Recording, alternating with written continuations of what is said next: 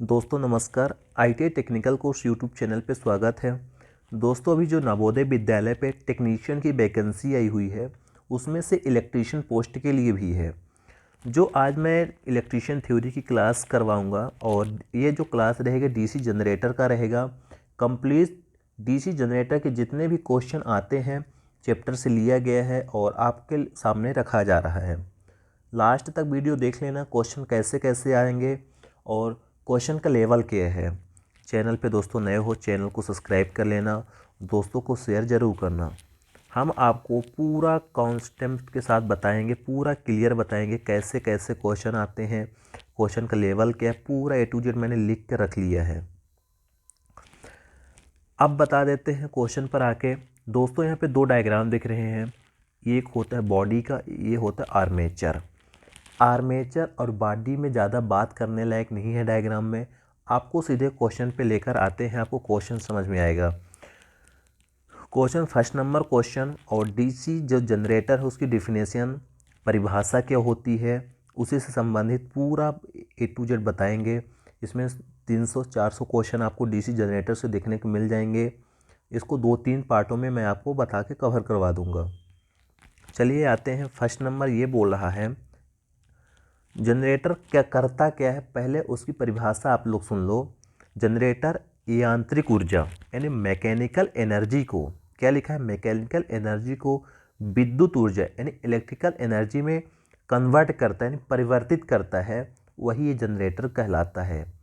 यानी जो जनरेटर होता है, जनरेटर को हम किसी इंजन के द्वारा उसके आर्मेचर को घुमाते हैं, यानी मैकेनिकल एनर्जी के थ्रू हम उसको आर्मेचर को घुमाते हैं, जो हमें आउटपुट में इलेक्ट्रिकल एनर्जी यानी EMF मिलता है। सेकंड नंबर परिभाषा ये बोल रही है यांत्रिक ऊर्जा को विद्युत ऊर्जा में परिवर्तित करने वाली मशीन जनरेटर कहलाती है। यानी जो मैकेनिकल एनर्जी होती है उसको इलेक्ट्रिकल एनर्जी में कन्वर्ट जो करती है मशीन, उसी को हम लोग जनरेटर बोलते हैं। आगे कह रहा है यांत्रिक ऊर्जा को AC विद्युत ऊर्जा में परिवर्तित करने वाली मशीन हमारा AC जनरेटर या अल्टरनेटर कहलाता है। जनरेटर 2 टाइप के होते हैं, AC DC। एक होता है AC, यदि हमारा AC आउटपुट में उत्पन्न हो रहा है उसको हम अल्टरनेटर बोलेंगे, यदि DC उत्पन्न हो रहा है आउटपुट में मिल रहा है उसको हम DC जनरेटर बोलेंगे। चलिए आगे आते हैं।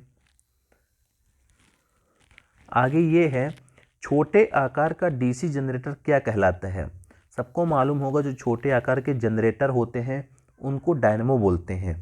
जो बड़े आकार के जनरेटर होते हैं, जैसे डायनेमो का उपयोग कहाँ किया जाता है, जो डायनेमो होते हैं वाहन की बैटरी चार्जिंग। देखो क्या होता है, जो ट्रैक्टर होते हैं, कार होती है, उसमें छोटे छोटे डायनेमो यूज कर देते हैं। डायनेमो का काम है कि बैटरी को चार्जिंग करने के लिए सप्लाई देता है और वो इंजन के थ्रू मैकेनिकल पावर के द्वारा डायनेमो को मैकेनिकल पावर मिलती है, जिसके कारण उसमें DC EMF उत्पन्न होता है और वो EMF बैटरी में स्टोर कर लिया जाता है। फिर आते हैं नेक्स्ट, कुछ नोट्स हैं, नोट देख लो। नोट ये बोल रहा है डायनेमो तथा DC जनित की संरचना में कोई परिवर्तन नहीं होता। जो DC जनरेटर होता है, डायनेमो होता है, उसमें से दोनों में से कोई भी संरचना में परिवर्तन नहीं होता। केवल DC जनरेटर की तुलना में डायनेमो में अस्थायी चुंबक प्रयोग किया जाता है। जो डायनेमो होता है दोस्तों, डायनेमो में जो हम लोग परमानेंट मैग्नेट का उपयोग करते हैं फ्लक्स के रूप में यूज करने के लिए, और DC जनरेटर पे परमानेंट मैग्नेट यूज नहीं करते, वहाँ पे पोल यूज करते हैं, फील्ड पोल जिसको बोलते हैं। अगला है DC जनरेटर तथा डायनेमो किस सिद्धांत पर कार्य करता है। जो जनरेटर होता है और डायनेमो जो होता है वो माइकल फैराडे के विद्युत चुंबकीय प्रेरण के सिद्धांत पर वर्क करता है। यानी एक फैराडे जी थे जो हमारे जनरेटर के EMF उत्पन्न करने में सहायता उत्पन्न किए। अब माइकल फैराडे का जो सिद्धांत था कैसे काम किए, आगे वाली परिभाषा बता रही है। अब आगे वाली परिभाषा ये बता रही है परिभाषा ये है आगे वाली, बोलता है माइकल फैराडे का विद्युत चुंबकीय प्रेरण का सिद्धांत क्या होता है। यानी जो माइकल फैराडे ने इलेक्ट्रोमोटिव फोर्स विद्युत चुंबकीय प्रेरण का सिद्धांत जो दिए थे, उसका सिद्धांत क्या था। प्रिंसिपल, जब किसी चालक को चुंबकीय क्षेत्र के मध्य इस प्रकार घुमाया जाए कि उसकी गति के कारण चुंबकीय बल रेखाएं का छेदन हो तो उस चालक में ईएमएफ पैदा हो जाता है। फैराडे जी ने क्या किए थे, करंट युक्त कंडक्टर, यानी ये भी बोल सकते हैं हम, जब किसी चालक को चुंबकीय क्षेत्र, यानी जब कोई भी कंडक्टर को मैग्नेटिक फील्ड में के बीच में घुमाया जाता है, तब उसके गति के कारण जो फ्लक्स होता है, फ्लक्स को कट करता है कंडक्टर और उसी कंडक्टर में ईएमएफ पैदा हो जाता है। उसी के कारण हमारे जनरेटर बिजली बनाना चालू कर देती है। नेक्स्ट है, आर्मेचर चालकों में पैदा होने वाला ईएमएफ किस पर निर्भर करता है। दोस्तों, जो आर्मेचर होता है, आर्मेचर पे जो कंडक्टर यानी कॉइल्स लपेटी जाती हैं, उस कॉइल पे जो ईएमएफ जनरेट होती है, उस ईएमएफ जो होती है फ्लक्स परिवर्तन की दर, यानी उस कॉइल पे जितना हमारा फ्लक्स का परिवर्तन कट करेगा उस कॉइल में, उसी कॉइल पे ईएमएफ उत्पन्न होगा। जितना ज़्यादा से ज़्यादा फ्लक्स कटेगा वो कॉइल, उतना ज़्यादा ईएमएफ उत्पन्न होगा हमारे उस कॉइल में। अगला क्वेश्चन ये है, डीसी जनरेटर की बॉडी किस धातु की बनाई जाती है। सबको मालूम होना चाहिए, जो डीसी जनरेटर होता है उसकी जो बॉडी होती है कास्ट आयरन या कास्ट स्टील की बनाई जाती है डीसी जनरेटर की। यह नेक्स्ट है, जनरेटर बाहर से दिखाई देने वाला भाग क्या कहलाता है। सबको मालूम होगा, जो जनरेटर की बॉडी होती है बाहर से दिखाई देती है, उसको बॉडी या योक या बाहरी भाग भी बोल सकते हो, यही बोल सकते हैं। अगला है, छोटे आकार के जनरेटर की बॉडी किस धातु की बनाई जाती है। छोटे छोटे जनरेटर होते हैं उसको हम कास्ट आयरन से भी बॉडी बना सकते हैं या ढलवा लोहा भी बोल सकते हैं। यानी जो बड़ा जनरेटर हो तो कास्ट आयरन का नहीं बोल सकते, उसको हम लोग बड़े वाले जनरेटर को जो होते हैं कास्ट स्टील या कास्ट आयरन बना सकते हैं, बट जो छोटा जनरेटर होता है उसको हम लोग कास्ट आयरन से ही बनाते हैं, उसकी जो बॉडी बनाई जाती है। नेक्स्ट है, बड़े आकार के जनित्र यानी जनरेटर की बॉडी किस धातु की बनाई जाती है। सबको मालूम होगा, जो बड़े जनरेटर होते हैं कास्ट स्टील के बनाए जाते हैं और जो छोटे जनरेटर होते हैं कास्ट आयरन की बॉडी बनाई जाती है। दोस्तों, वीडियो में लास्ट तक बने रहा, तभी आपको पूरी कंप्लीट थ्योरी जनरेटर की ख़त्म कर देंगे आज। डीसी जनरेटर की बॉडी का मुख्य कार्य क्या है।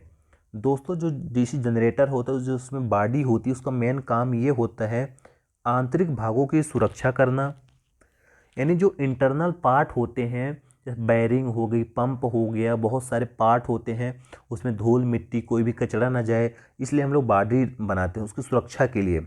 सेकंड नंबर ये बोला है, चुंबकीय बल रेखाओं के लिए निम्न प्रतिष्ठम्भ। प्रतिष्ठम्भ होता है यानी रिलैक्टेंस, पथ प्रदान करना, यानी जो मैग्नेटिक फ्लक्स होता है, मैग्नेटिक फ्लक्स के लिए रास्ता होगा, ताकि मैग्नेटिक फ्लक्स उसी कॉइल के अंदर अंदर ही घूमे, बाहर न जाए, बॉडी अंदर ही उसको रखती है।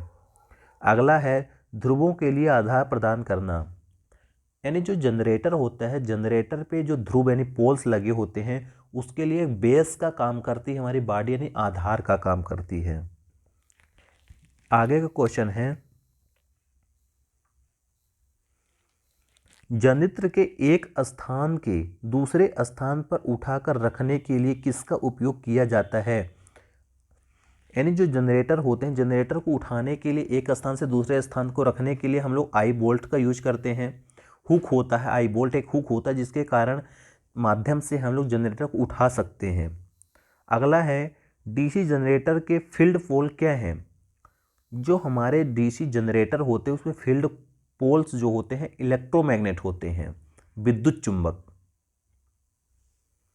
अगला है, डीसी जनरेटर में प्रयोग होने वाले फील्ड पोल का मुख्य कार्य क्या होता है। जो डीसी जनरेटर होता है, प्रयोग होने वाले जो फील्ड पोल होते हैं जनरेटर पे, उसका मेन काम ये होता है कि फील्ड बाइंडिंग के लिए आधार प्रदान करना व चुंबकीय क्षेत्र स्थापित करना जो हमारे फील्ड पोल होते हैं। आगे बढ़ते हैं। आगे ये बोल रहा है डीसी जनरेटर में कितने पोल प्रयोग किए जाते हैं? न्यूनतम 2 पोल व अधिकतम 8 पोल। जो हमारा जनरेटर होता है, यदि हम 2 पोल यूज करेंगे तो हमारा 3000 आरपीएम तक मशीन घूमेगी। यदि 8 पोल यूज करेंगे तो हमारा कम से कम 750 आरपीएम तक मशीन घूमेगी। तो हम यही बता सकते हैं कि हमारा जो जनरेटर होता है, सबसे कम हम 2 पोल रख सकते हैं, सबसे ज़्यादा 8 पोल की मशीन बना सकते हैं। अगला बता सकते हैं डीसी जनरेटर में प्रयोग किए जाने वाले पोल कितने प्रकार के होते हैं? जनरेटर जो होता है उसमें 2 प्रकार के हम लोग पोल यूज करते हैं। पहला है सुसहित लेमिनेटेड पोल। दूसरा नंबर है मोल्डेड पोल। 2 टाइप के पोल यूज करते हैं। फिर अगला है कि सुसहित लेमिनेटेड पोल किस धातु के बनाए जाते हैं? 2 टाइप के पोल होते हैं। फर्स्ट नंबर सुसहित लेमिनेटेड पोल और दूसरा है मोल्डेड पोल। अब जो सुसहित लेमिनेटेड पोल होता है तो किस मटेरियल के बनाए जाते हैं वही पूछ रहा है। वो होता है कास्ट स्टील अथवा एनल्ड स्टील के। और जो सुसहित लेमिनेटेड पोल की बॉडी पर किसके द्वारा कसा जाता है? सबको मालूम होगा सुसहित जो लेमिनेटेड पोल होते हैं बोल्ट के द्वारा हम लोग बॉडी पर टाइट करते हैं, नट बोल्ट के द्वारा कसते हैं। अब आते हैं मोल्डेड पोल में। मोल्डेड पोल किस धातु के बनाए जाते हैं? सबको मालूम होगा कास्ट आयरन के। मोल्डेड पोल जो होते हैं कास्ट आयरन के बनाए जाते हैं और सुसहित लेमिनेटेड पोल जो होते हैं कास्ट स्टील या एनल्ड स्टील के बनाए जाते हैं। अगला नंबर है कम क्षमता वाले जनरेटर में कौन से पोल प्रयोग किए जाते हैं? जो कम क्षमता की मशीन होती है, कम क्षमता के जनरेटर होते हैं, उसमें मोल्डेड पोल यूज करते हैं। आगे का क्वेश्चन ये है अधिक क्षमता वाले जनरेटर में कौन से पोल प्रयोग किए जाते हैं? मतलब जो ज़्यादा क्षमता दक्षता यानी हम बोलते हैं ज़्यादा हाई पावर के जो जनरेटर होते हैं उसमें सुसहित लेमिनेटेड पोल यूज करते हैं। अगला क्वेश्चन है पोल की तुलना में सू का आकार होता है लगभग 2 गुना। मतलब मोल्डेड पोल सू पोल के आकार से ज़्यादा होता है। मोल्डेड पोल के बेस से सू पोल का आकार ज़्यादा होता है। फील्ड पोल पर जो बाइंडिंग स्थापित की जाती है उसे कौन सी बाइंडिंग कहते हैं? फील्ड बाइंडिंग सबको मालूम होगा।